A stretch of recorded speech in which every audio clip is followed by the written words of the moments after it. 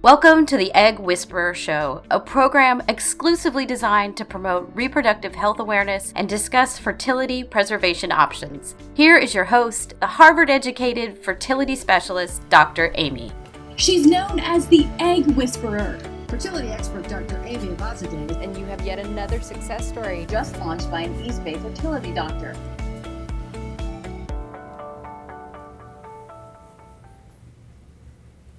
Hi everyone, thank you for joining me on tonight's Egg Whisperer Show. Today's topic is the do's and don'ts of fertility treatment. The questions that I'm going to answer tonight are asked of me probably 20 times a day, all day, every day. So I thought it would be really fun to address each and every question that I get for people out there who are wondering the same exact things, okay? So something funny happened this weekend, and this is added to the show with permission. A patient got this as a label to her progesterone bottle, and it created quite a chuckle in my office. And you can imagine why. And this is actually one of the most common questions I get. What do you do with your progesterone? So if you're new to fertility treatment and you've never heard of progesterone, the way I describe progesterone is it's like water to a marathon runner. You don't want to run a race without water, right? And if you finish the race, it's kind of late to drink water. So when it comes to progesterone, which is sort of like a supplement to promote embryo implantation, the time to start is 3 days after ovulation. So typically we start the day after the IUI or intrauterine insemination or 3 days after ovulation. And you see what's so confusing about this label is you can take the capsule and you can swallow it, or you can place it vaginally. And this is what I tell my patients. If you swallow the capsule, it can make you feel dizzy. You might feel a little bit hungover the next morning. If you place it vaginally, you might experience a little bit of a discharge, and that might be a little bit irritating down there. And you can go back and forth. Let's say you try taking it orally one night. The next morning, if you're feeling dizzy, go to vaginally. And there are different doses on it. So you can switch from 200 milligrams and go down to 100 milligram capsules. So those are the do's and don'ts of progesterone. And of course, people always ask me, well, which is better? Because everyone wants to do what's better. And honestly, the studies show that the mode of administration really doesn't influence the pregnancy rate when it comes to progesterone in, let's say, a fertility treatment cycle when you're doing IUI. But certainly, the best way is the way that you can tolerate the best with the least amount of side effects. So next do's and don't I get all the time is, can I drink alcohol? Can I drink? Before, after treatment? Let's just use IUI as an example. So you've just done your IUI and your best friend's wedding, event, party, birthday celebration is the next day. So what I say is no, you can't. Certainly there are lots of people who drink when they're pregnancy, but that's just not okay for me and what I recommend to my patients. So when you have done a treatment and you've worked so hard to get there, the best thing to do is avoid alcohol and ask for a mocktail. Yes, the best kind of drink, a mocktail. But before pregnancy, you want to, if you really feel like you want to have a drink, enjoy a glass of wine with dinner, that's certainly okay. But studies have shown that potentially, if you're drinking more than 4 alcoholic beverages in a given week, that actually might decrease your pregnancy rate. And we'll post a link to that study as well. But typically, in American culture, or US culture, I should say, when we're talking about a serving, I'm not talking about the entire bottle in a glass of wine. I've seen those pictures of those bottles those glasses that hold a bottle. But for a woman, a serving is really 4 ounces. So 4 ounces is half a glass.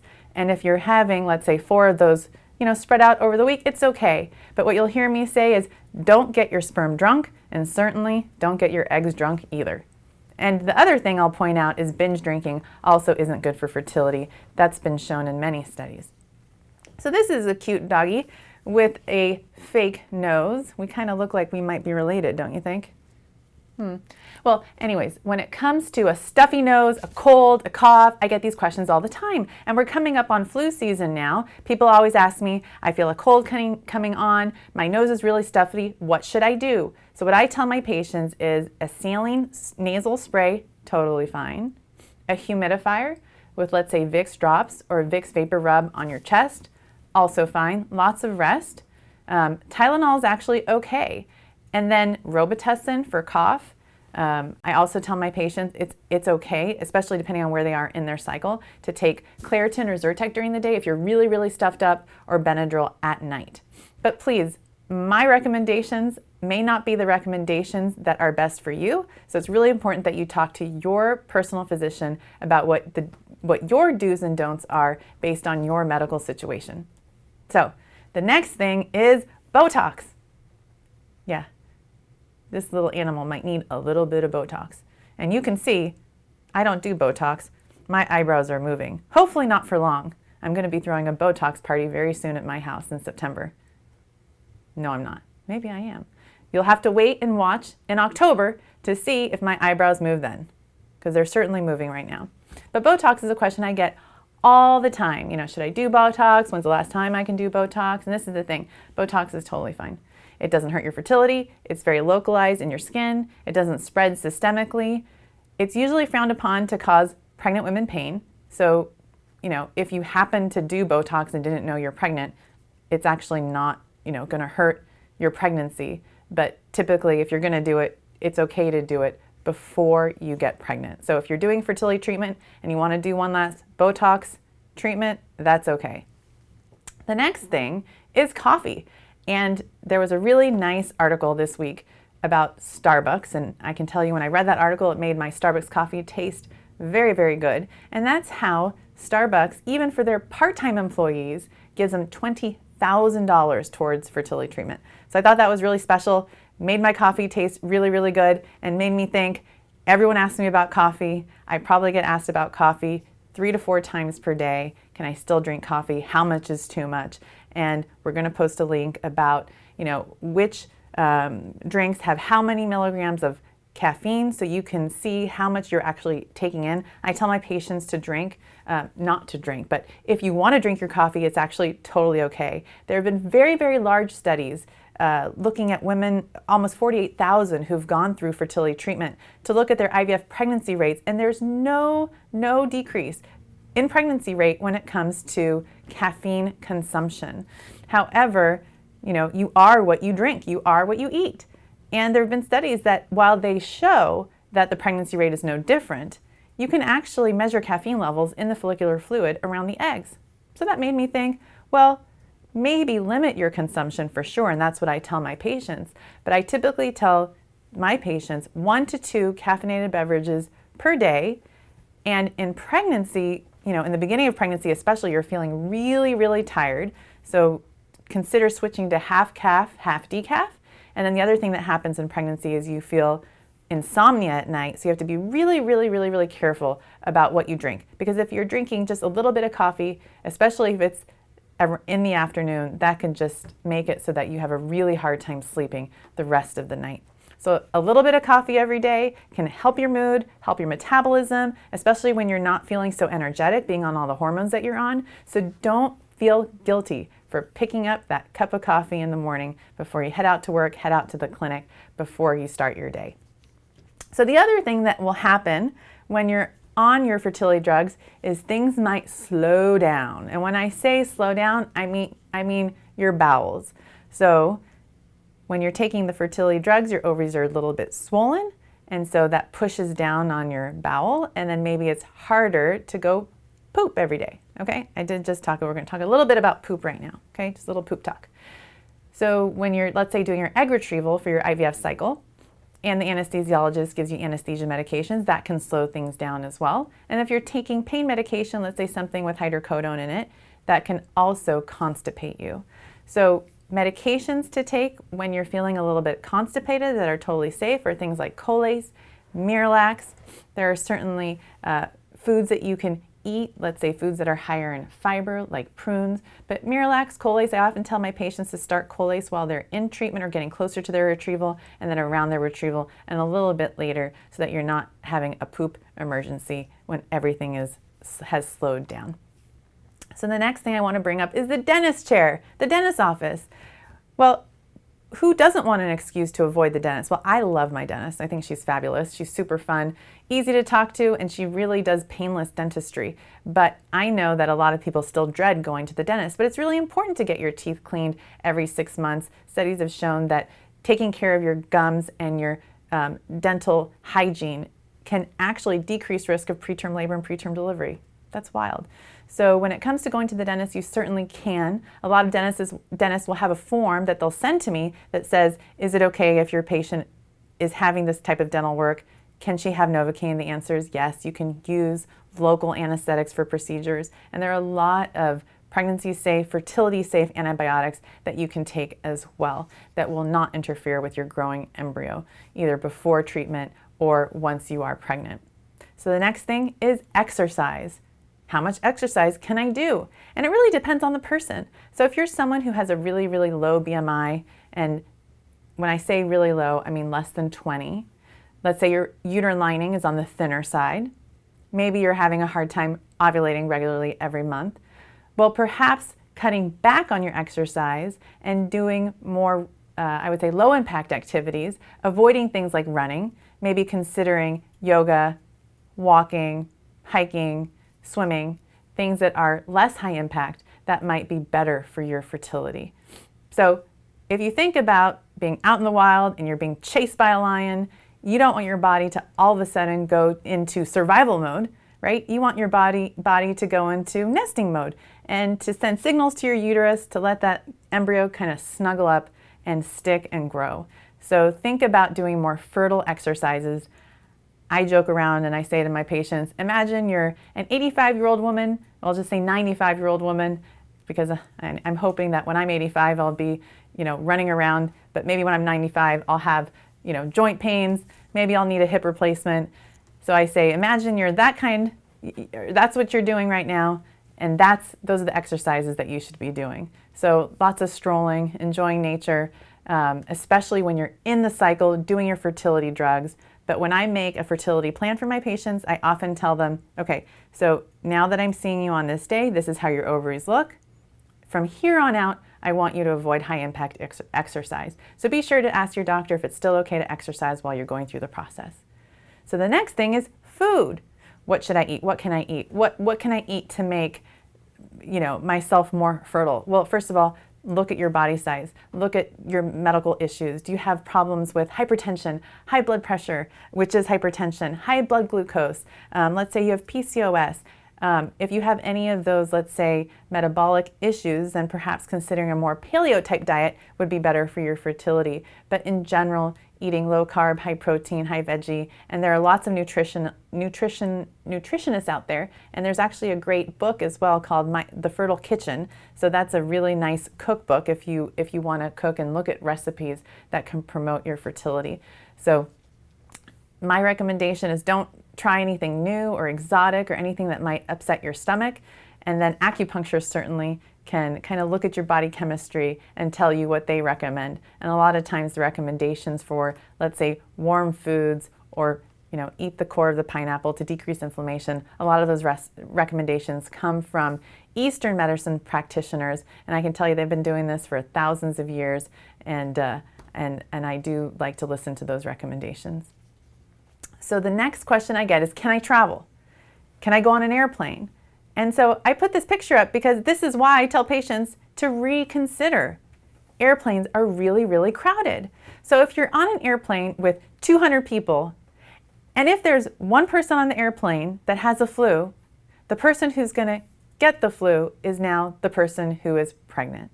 And so especially in early pregnancy, when things are so vulnerable, not that traveling on a plane is going to cause a miscarriage, but I don't want you to think for 1 second that you've caused yourself to miscarry. So I have patients who get on the plane and they get to their destination and they call me and they say, you're right, I got the flu. I've been throwing up this entire time. I should have listened to you. So right now we're going into the flu season. So if you want to travel and you need to go somewhere, it's okay. But rethink that based on the season, what's going on. And I always tell patients to pack a mask so that if there's, let's say, someone sitting next to you that's coughing, then you may want to protect yourself if there's nowhere else that you can move on the plane.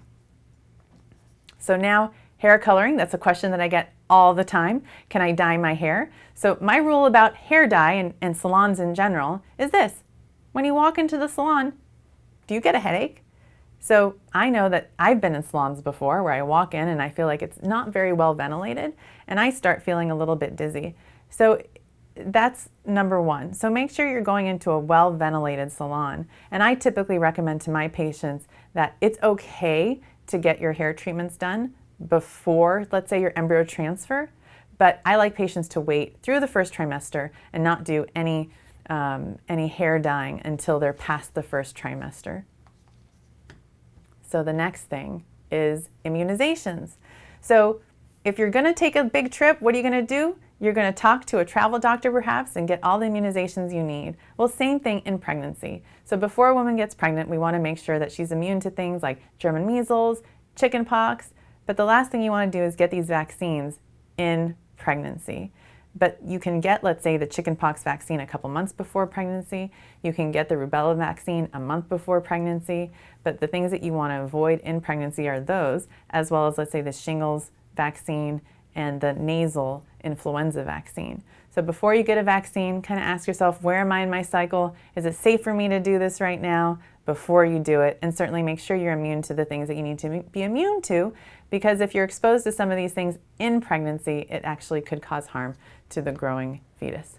So the next thing is sleep. A lot of people have a hard time sleeping, especially when you're super nervous, you're super emotional, you have your embryo transfer the next day, or you have your egg retrieval the next day.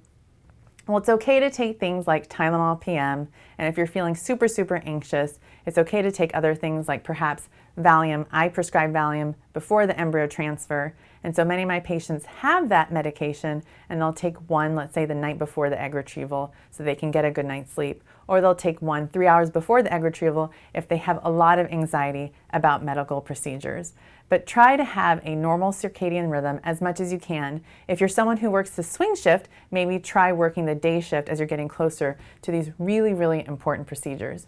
When you're doing all this work to try and conceive, you want to do everything possible to give yourself the very best chance. So if you want to plan a treatment, think about all these things like sleep and see if you can make some slight adjustments to give yourself the best chance. So one thing you'll never see me have are painted nails, and I'll tell a funny hand joke. If you put your hands up to the screen, touch my hand, what you'll notice is I have really big hands for a woman. I have actually really long fingers. So one of my professors, this is a true story, I was scrubbing for a surgery, and he, no joke, he said to me, just like this, Amy, you have man hands, you're freaking me out. Paint your nails. And I was like, that's so mean. But it's true. Anytime I ask for gloves in the surgical OR, they always say that they've never seen a woman have such big gloves. Anyways, my point is, it's okay to paint your nails. I know I digressed. But nail polish is okay. There are some more, I'll call them fertility-friendly nail polishes, and what they don't have are formaldehydes that other nail polishes have. So those lists of nail polishes are easy to find. We'll post a list up as well so that you can certainly paint your nails if you want to, and it's also okay in pregnancy to do so. So that's what I tell my patients. So the next thing is massage. So I don't know if you've ever heard of a prenatal massage, but there are actually prenatal massages that you can get, and I'll kind of tell you what they're like. Basically, you go in and they just rub lotion all over you. So that's kind of what a prenatal massage is. So you don't really need a prenatal massage when you're trying to get pregnant. It's totally okay to do a regular massage. However, if your ovaries are really swollen because you're going through IVF, it may not be a good idea for you to be laying on your stomach. So I have patients say, oh, my girlfriends, they want to take me away and they want to do a massage or a spa weekend together. Can I go? And the answer is, well, yeah, but maybe you should just get a facial. So think about what's going on in your body. Think about the position that you'll be in when you're getting the massage. Most of the time, it's totally okay, but ask your doctor first. So the next thing I want to talk about is nausea. It's that feeling that you're in a boat and it's never going to shore.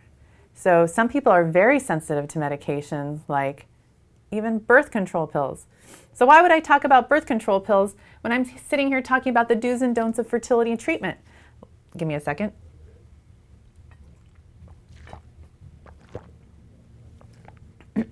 So when it comes to fertility treatment, and IVF. We use birth control pills as IVF readiness pills to kind of prepare the cycle.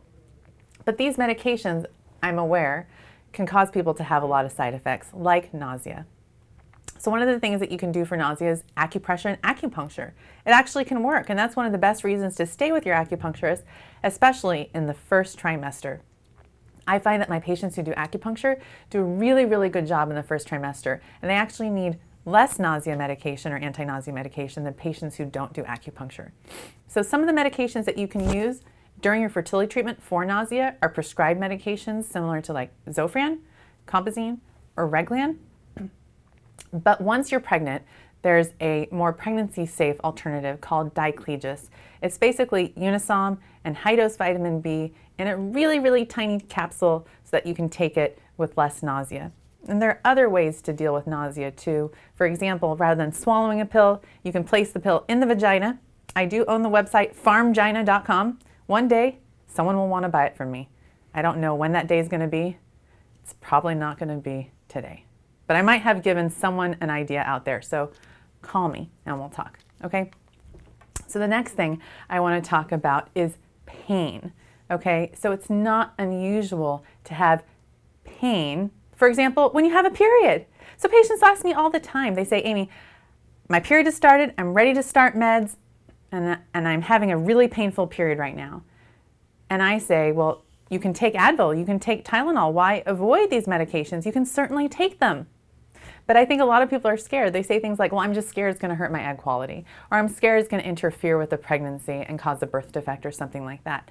But my thing when it comes to pain, there's no need to suffer through a period. There's a reason why medications like Tylenol and Motrin have to be taken every 6 hours because they're only in your system for 6 hours at a time. So taking them at the start of your cycle when you have pain will not interfere at all with the quality of eggs once they're removed or the quality of the embryo once it's transferred. So treat your pain. And the same thing around the egg retrieval or any type of procedure like that. Let's take, for example, the hysterosalpingogram, a very painful procedure that people do when they're in treatment perhaps or as they're trying to figure out what's going on. There's no need to suffer through that. There are medications you can take to prevent the pain. So take them if your doctor is okay with that. So the next thing I get, can I go into the sauna? Can I go into the steam room? Can I go into the hot tub? And so just like I said earlier, don't get your sperm drunk. The next thing is don't cook your balls. So this is the thing. Your testicles are on the outside of the body, in case you didn't notice. Pants down, look in the mirror. That's where they are, outside the body. There's a reason why guys have their balls outside, or testicles outside, to use a more scientific term. And that's because the testicles, they don't need to be as warm as ovaries. So my joke to my patients is this. To my female patients, I say, get in that hot tub and your husband will give you massage and feed you fruity drinks.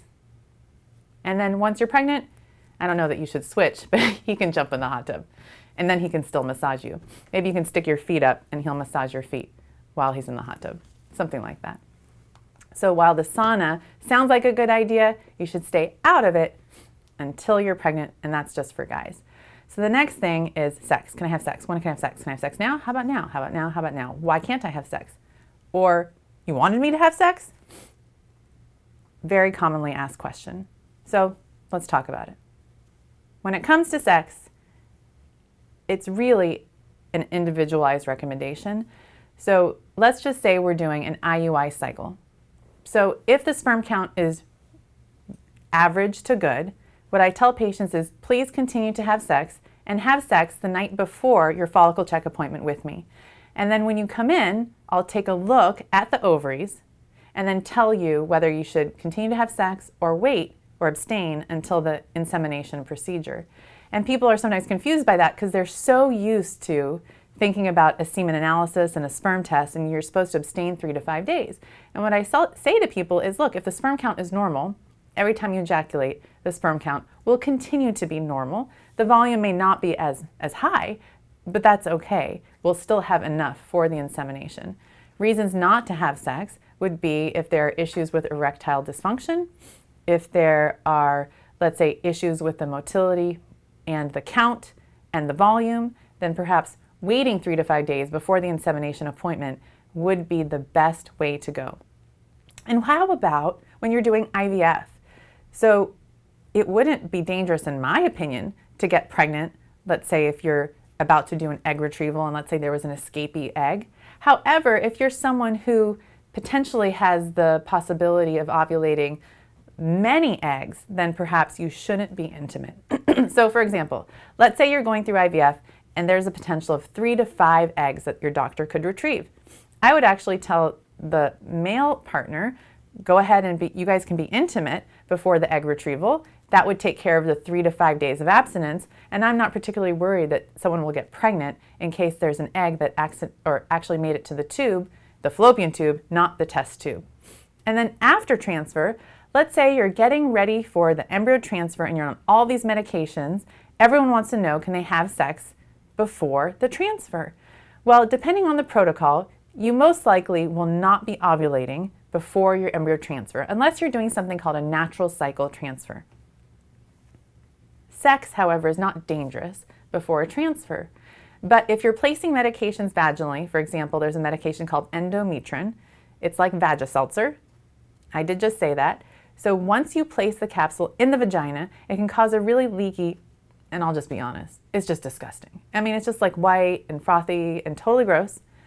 And you do that 3 times a day until you're 10 weeks pregnant. But it might be a lot better than the shot in your butt that hurts like heck. It hurts a lot. Causes a lot of swelling, can be itchy, can be hot, can cause some nerve, I would say some nerve pain. But my point is that if you're using the endometrin or vaginal progesterone and you're considering having sex, you can totally have outer course and not intercourse. I think you know what I mean by that. I'm getting hot talking about all this, Paula. Paula's my producer. Here. Thank you. Okay, on to outer course versus intercourse. So my point is that the semen can interfere with the absorption of progesterone. That's all I'm trying to say. So if you're gonna have sex, it's okay to have it on the outside, if you know what I mean. But potentially, if your partner's gonna ejaculate in the vagina, place another endometrin that day, or perhaps consider waiting until you're not taking these medications. So sex is okay up until you start the vaginal progesterone, and perhaps wait until you're off the vaginal progesterone to do it again, okay? So this is the study on outer course, and if you're a fertility patient, this is not a surprise to any of us, but it was recently published talking about how many women prefer outer course and intercourse is not as important, but we do know that having intercourse is really important to have a baby in a male-female relationship. So the next thing is, and I was asked today, can I smoke? Well, no. Just like I said, don't make your sperm drunk. Don't kill your sperm, because that's what cigarettes are. They're basically sperm killers, and they are toxic to the DNA in both the eggs and the sperm. So, I mean, is half a cigarette or one whole cigarette really going to make a big deal is that going to be a big deal when it comes to your fertility? No, I mean, that's probably like going out to 5 p.m. rush hour traffic, putting your window down and inhaling and exhaling. But, you know, half a pack per day, 1 pack per day, doing it consistently can certainly be very harmful to your health, especially your fertility health. So the other thing to talk about are Chinese herbs, teas, acupuncture. Should you do it? Should you not? How often should you do it? And so what I tell my patients is, look, try it. Go do a consultation. See what they say about you, your body's chemistry, and they'll tell you what kind of schedule you should be on when it comes to doing acupuncture. So I make really detailed calendars for my patients, and I say, give them to your acupuncturist and tell your acupuncturist to work their magic. And I also, you know, I have very close relationships to the acupuncturists that I work with, so certainly I know what herbs they're giving my patients, and the herbs are basically geared toward the cycle, the part of the cycle that the patient's in. For example, more estrogen dominance, more progesterone dominance, more supportive of pregnancy. So all of these things are very specific to where a woman is in her cycle. So try it and see if you like it. But certainly, if it doesn't seem like if it's for you, if you have a severe needle phobia, or I don't want anyone to take herbs, let's say, and develop an allergy. So if you're someone who's sensitive to new things, the time to start a new Chinese herb is not on the day of the transfer, because what if you get an allergic reaction, and that would be detrimental to your future pregnancy.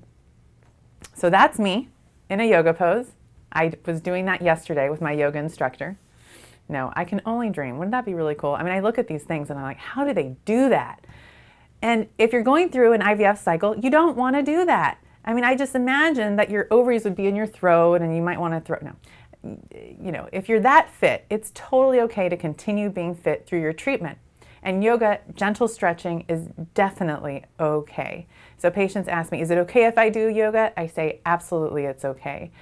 The only type of yoga that I sometimes get concerned about is Bikram yoga or hot yoga. And I ask patients to really make sure they're hydrating well, taking timeouts if they feel like they're getting overheated, because when you're going through fertility treatment, fluid goes to the ovaries, your ovaries swell, your follicles are growing, and that's a very vulnerable time when you could be at risk of becoming dehydrated, especially if you're someone who has over 10 follicles. And we really think of women having a risk of ovarian hyperstimulation if they have over 15 follicles.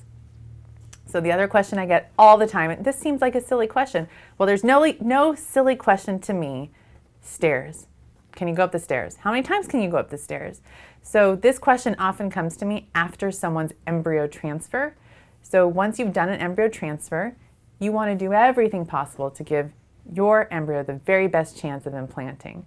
And a lot of people have stairs, but just taking one flight of stairs to get to your bedroom, no big deal. So I often do an exercise with my patients' purses and I see, you know, how much does it weigh? Is it making me more buff when I lift up their purse? The answer is yes, that purse is too heavy and don't carry it up the stairs. So just watch what you're lifting as you're going up the stairs.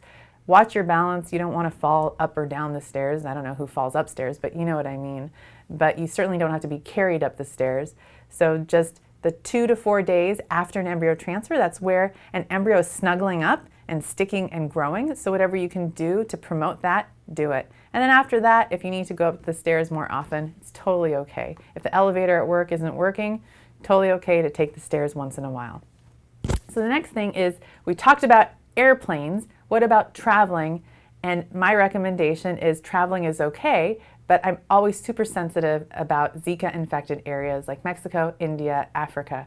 So before you travel anywhere, just kind of look up and see, you know, is there a Zika report in this area? And then what are the most recent recommendations or the newest recommendations by the CDC? And that is for a woman to abstain from trying to get pregnant for 8 weeks. And for men, it's around 6 months, just because it can sit in the semen for longer. So I just want to say thank you to everyone. If you want to learn more about how to get your levels checked and, you know, run your fertility story by me, you can go to eggwhisperer.com. And my goal is to always help people anywhere you are, all around the world, keep ahead of infertility and get ahead of it. So I know we have a whole bunch of questions that have come in from people online. So I'm just going to take a look right here and see. The first question is from someone out of the country asking, what does dark eggs mean? So what that refers to is when someone is doing an egg retrieval and the embryologist looks at the eggs, they can look at the physical characteristics of the eggs and they can describe the eggs in different ways. So, and having dark eggs could potentially imply that the eggs are lower quality. So some of the other things that you would also potentially see are vacuoles. You can see a more grainy texture to the eggs. So when I think dark, I don't necessarily worry that all the eggs will be bad or they'll be poor quality, but I sometimes tell the patient, you know, we have this finding now, so we might get less high quality genetically normal embryos from this batch of eggs. So whatever we get, we're going to be really excited about, because this is what we're learning about the eggs. So this person reached out to me and said, I'm 32, trying for 2.5 years. All my tests are normal. I can't find much information out there. Please elaborate on your show. So what I would tell someone who went through a cycle like that and we found dark eggs is consider taking supplements, adding something like human-derived growth hormone to your cycle, looking at the protocol, see if there's some changes you can make, and try again. Because certainly one batch of eggs that wasn't successful in an IVF cycle doesn't mean that all the eggs will be bad, especially when you're as young as 32 with normal fertility levels. So hopefully your next cycle will have the golden egg for you. So I think there was one more question. Let me just look here. So the other question is this. Let's see here.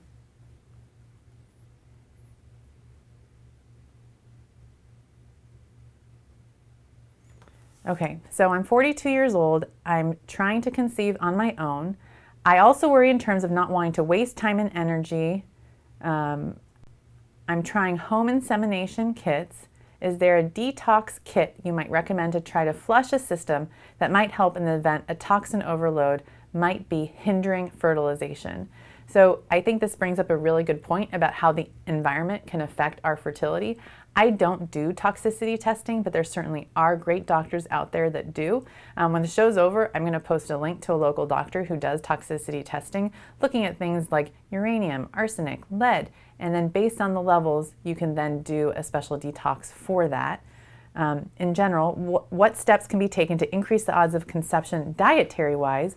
What I would say is if you're super healthy and eating right, chances are your food is not going to, let's say, increase the quality of your eggs. For someone who is 42 years old, you would need about 20 eggs to have one that's genetically normal, and that's just because of age, nothing else. So you can live as healthy a life as possible. The most important thing I would say for someone who's 42, to check your fertility hormone levels, see what they say about you, and then see what makes sense to do next. Let's see here. I think that is the end of the questions that I had emailed to me for today's show. So thank you guys again. Looking forward to seeing you next Wednesday on our next Egg Whisperer show. Have a great night.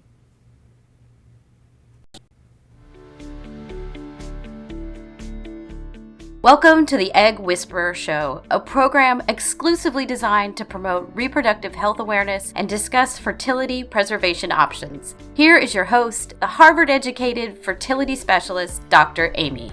She's known as the Egg Whisperer. Fertility expert Dr. Amy Abazadeh. And you have yet another success story. Just launched by an East Bay fertility doctor.